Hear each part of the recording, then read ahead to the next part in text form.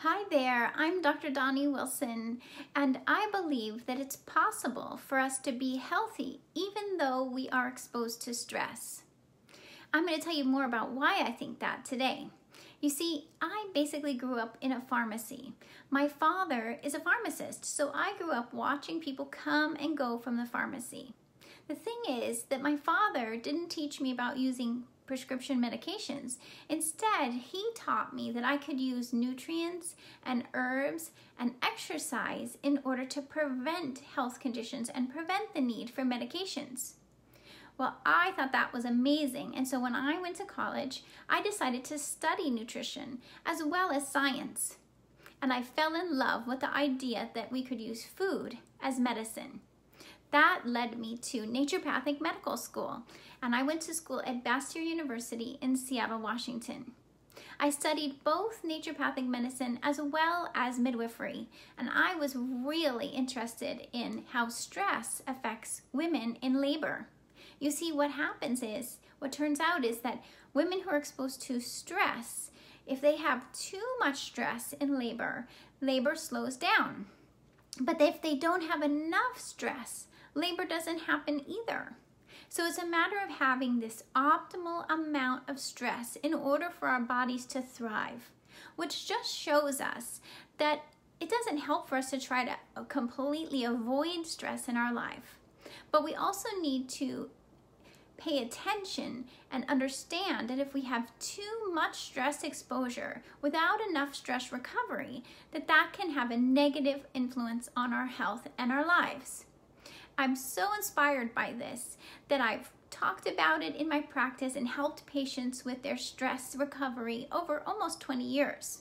I also wrote a book called The Stress Remedy, and I want to share those concepts more with you in this presentation. So it's important to remember that our health is determined both by our stress exposure and our genetics. I think of it like an equation. We know that our genes play a role, but they're not the whole determinant of our health. It's our genetic tendencies plus our stress exposure, our unique stress exposure, that determines our health at any point in time. Now, that stress exposure could be in the current moment.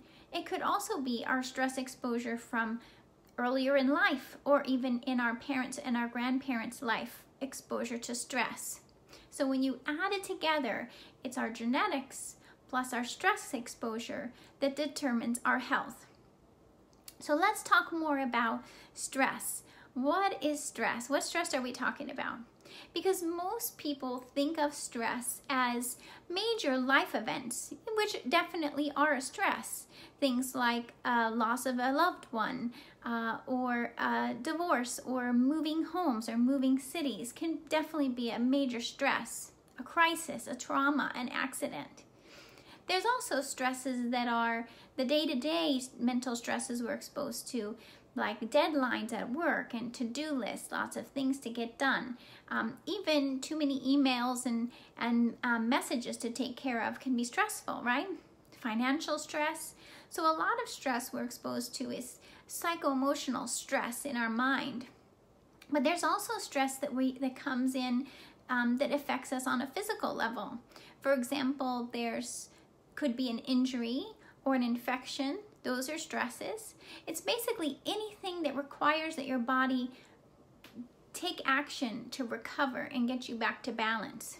So I would even say that stress can come in the form of toxins in our environment, toxins in the air, the water, the food, metals we also get exposed to and can be a stress to our body.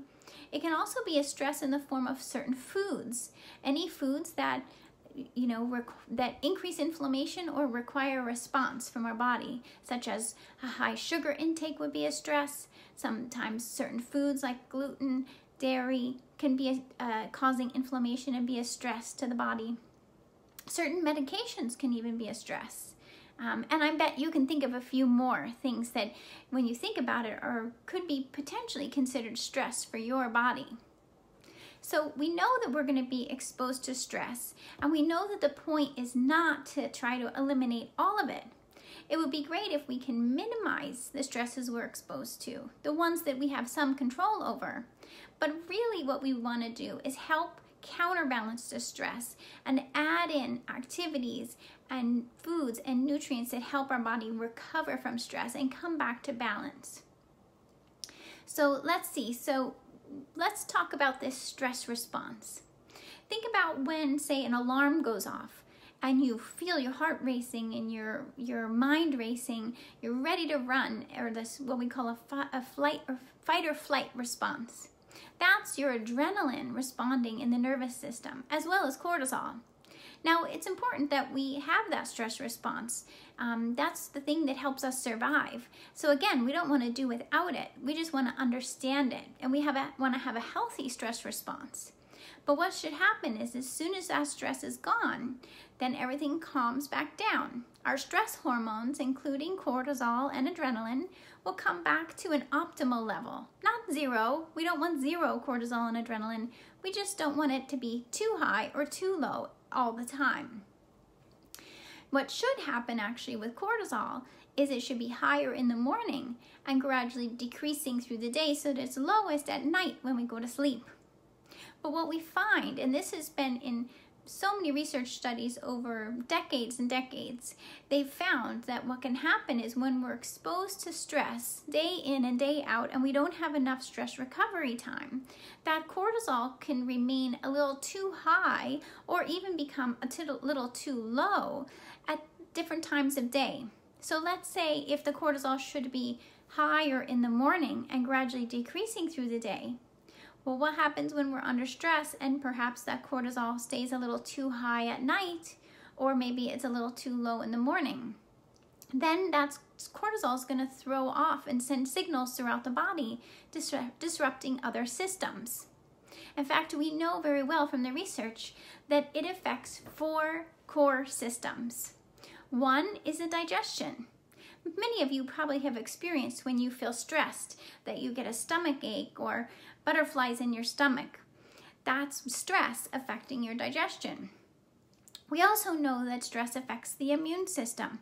You might relate to this if you think about how when you maybe were under stress, you were more likely to catch a cold or get an infection. That's because the immune system is less effective fighting off infections when we're stressed. We also know that a stressed immune system is more likely to develop autoimmunity or even cancer. So again, we know that stress affects the immune system. It's unique for each person, and that's where the genetics come into play. But we know that it's going to throw off the immune system in some way. The third system that gets affected by stress is all the hormones in the body. So cortisol is a hormone, but then it can disrupt thyroid hormone, insulin, the ovarian hormones, any other hormone that you can think of gets affected by stress and cortisol. And that's why, once again, say for example, for women's health, when we're under stress, the ovaries are less likely to ovulate and pregnancy rates decrease. The body's not thinking about fertility, it's thinking about dealing with the stress. Same with digestion. It's not thinking about digesting food, it's trying to help you deal with the stress.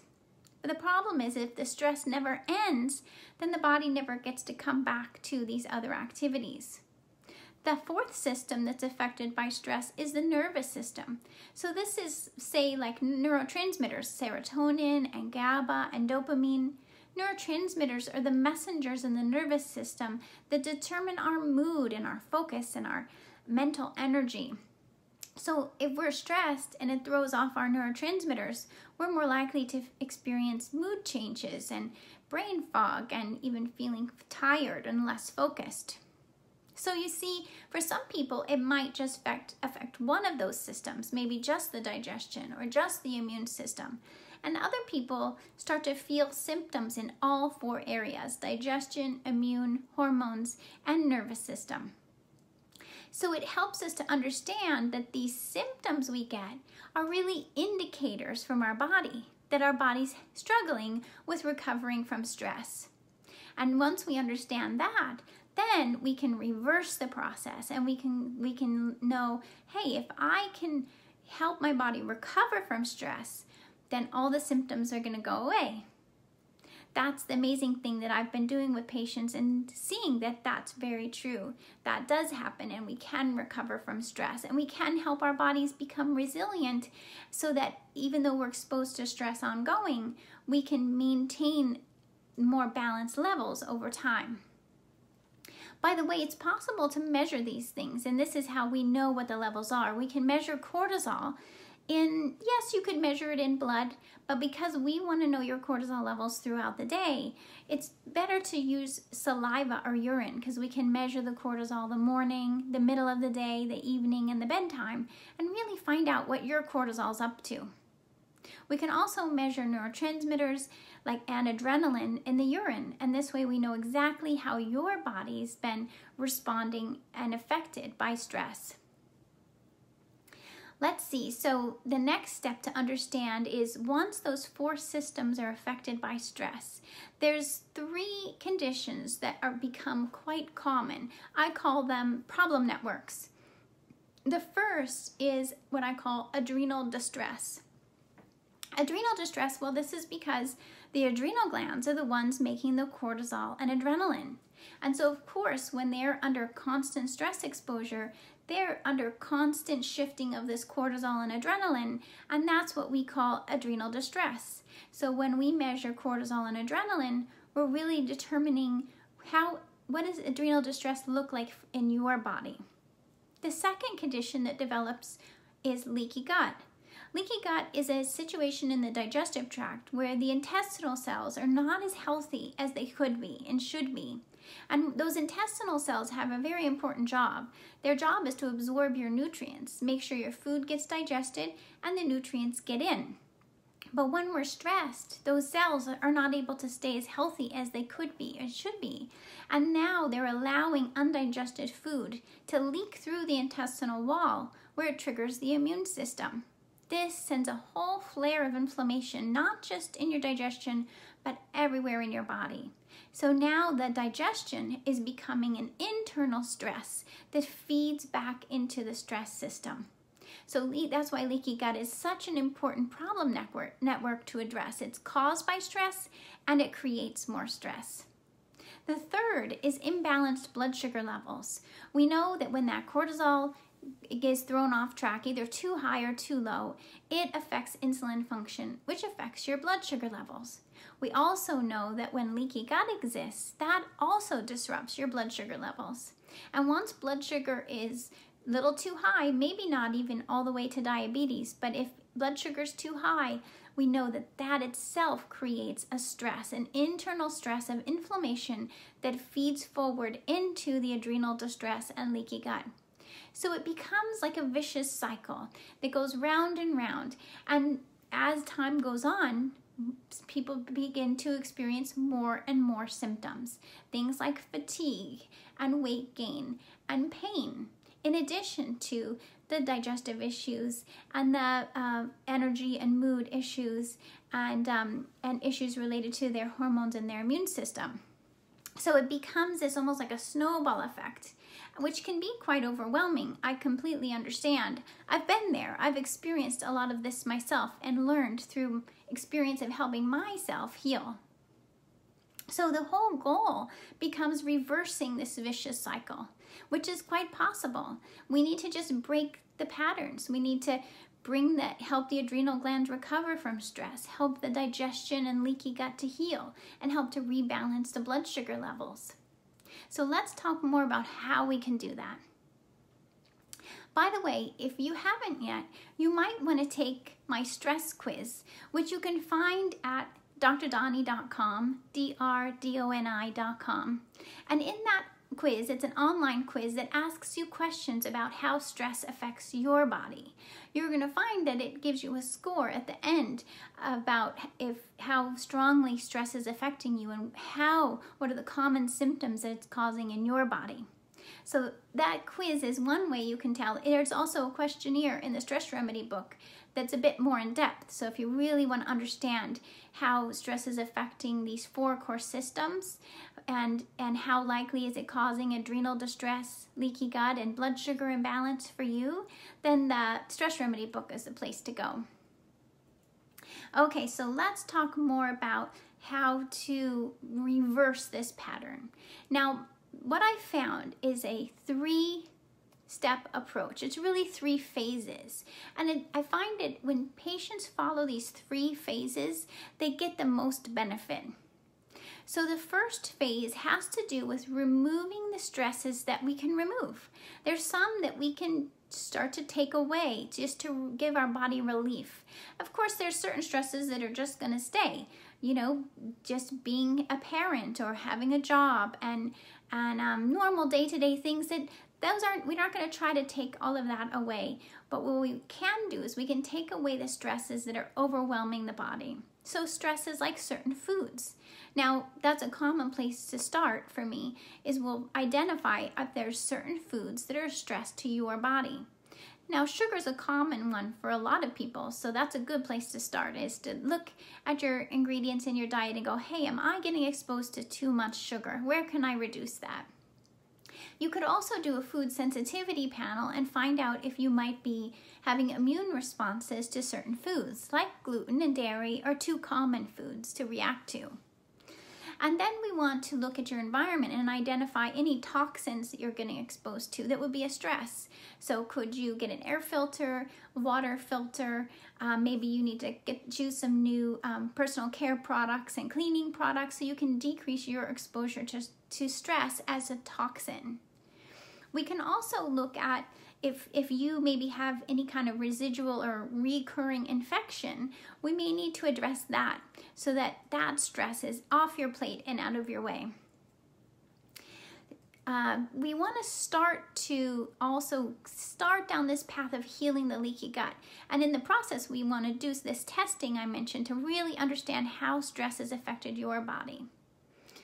So then the next phase is to rebalance. So now that we've removed some of the stresses that are possible to take out of your world, we now want to help bring back balance. Now, bringing back the balance is this 2-step process. It's very important that we start by calming first, and then second, we'll do more support with stimulating. I think you'll understand what I mean here in a second.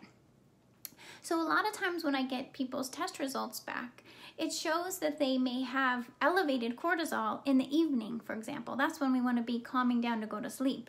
So we need to calm the cortisol. And we can do that with nutrients and herbs that have been shown to help calm the nervous system and get it out of stress mode. Some people, it's that they have elevated adrenaline levels, or it could even be that you don't have enough calming, like if your body doesn't have enough serotonin or GABA. Those are calming neurotransmitters. So when we are doing the calming step, we want to increase the calming neurotransmitters and decrease the cortisol and adrenaline that might be too high because of stress. We also want to decrease blood sugar levels if the blood sugar is too high, and we want to help with digestion of food and starting to heal those intestinal cells from leaky gut. We can do that with nutrients like glutamine and herbs like DGL and aloe that we know help heal the intestinal lining. So we're helping to calm and recover from the effects of stress. Next, we want to help with sleep. How can we not only drop the cortisol, but help to raise the melatonin so that you can get better sleep. We know that when people get at least 7.5 hours of sleep, they're getting stress recovery time. So we want to bring in that stress recovery time through sleep. We also want to, we talked about calming the nervous system and calming the blood sugar. So once we have things more calm, then we can support the things that might have become depleted that are more stimulating. Like maybe in some cases, a person might have too low cortisol in the morning or too low of adrenaline. So we can use different herbs and nutrients to support the cortisol in the morning, help the adrenal glands recover, and also help them to make more adrenaline with nutrients like tyrosine, and then herbs like, say, rhodiola and green tea. Then comes the B vitamins, because B vitamins are not only important for the adrenal glands, but they're also important for something called methylation, which methylation is what the good stuff that our B vitamins do for us, right? We so often hear that B vitamins are important when we're stressed. Well, here's why. Because the B vitamins are involved with methylation.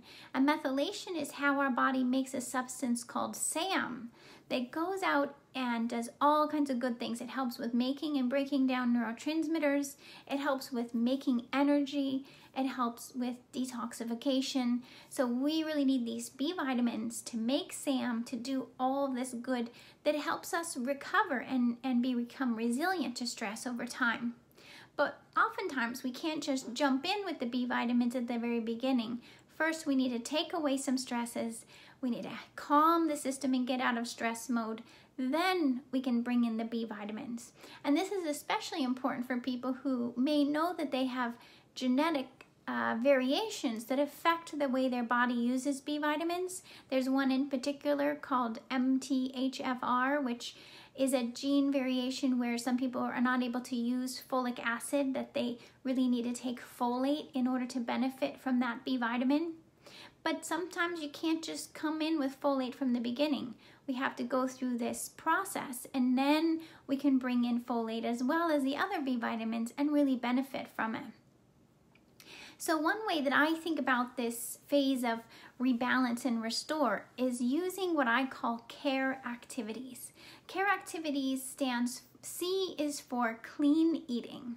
So this is avoiding the stressful foods and bringing in the clean, healthy foods that are organic as much as possible, not filled with sugar, but filled with nutrients, fruits, vegetables, healthy proteins, and healthy fats. The A in C.A.R.E activity stands for adequate sleep. So aiming and doing everything you can to get that 7.5 to 9 hours of sleep each night. The R stands for bringing in stress-reducing activities. I call them stress remedies.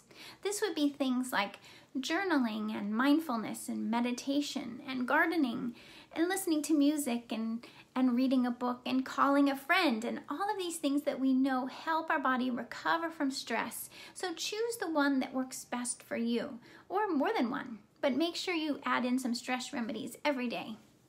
The E is for exercise. Now, of course, we all have to start off exercising where we need to start. We don't want exercise to become more of a stress because that can increase our cortisol levels again.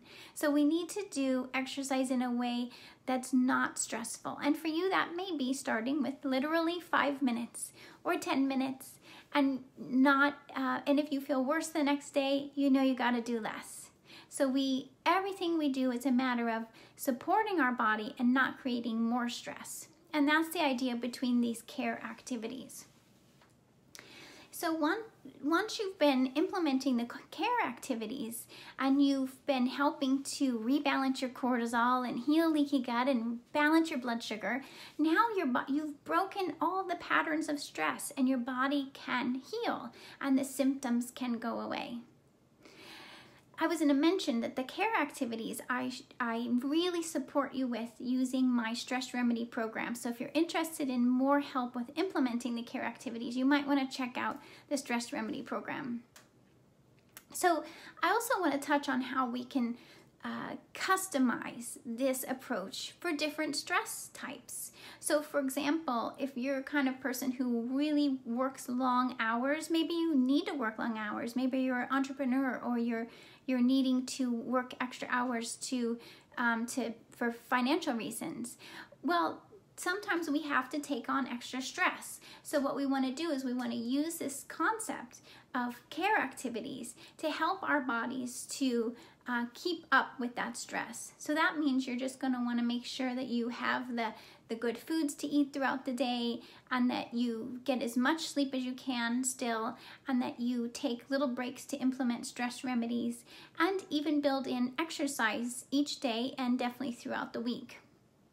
So the idea here is that when we get to phase 3, we're ready to build resilience and maintain our resilience to stress. And that's exactly what I'm excited for each of you to achieve. So phase 1 had to do with removing the stresses that we can remove or minimize and decrease. Phase 2 has to do with rebalance and restore, using the C.A.R.E activities and addressing the imbalances that were existing in your body. And phase 3 has to do with building resilience and using the C.A.R.E activities to maintain a balance and recovery from stress on a day-to-day basis. Even if, for example, you travel a lot, or maybe you're either a physical athlete or a mental athlete, these are things that these are stresses that we might choose, just like we might choose to have a baby, like the women I mentioned. The thing is that how can we support ourselves in that stressful situation so that we can have that optimal outcome and really thrive in our lives? It's a lot too about self-care and accepting that the more we care for ourselves at each moment of the day, the better that our body's gonna feel and the more productive we're gonna be, actually. So self-care is not a luxury or something you do only when you're on vacation. Self-care is something you do each day, and that by doing that self-care, you're gonna help your body stay healthy while stressed, and you're gonna make it so that you can get your best out of your genetics. And that's what I hope for all of you. Thank you so much for joining me, and I hope that was helpful for you. If you're interested in more, please reach out and join my mailing list. I'd love to hear from you. Have a great day.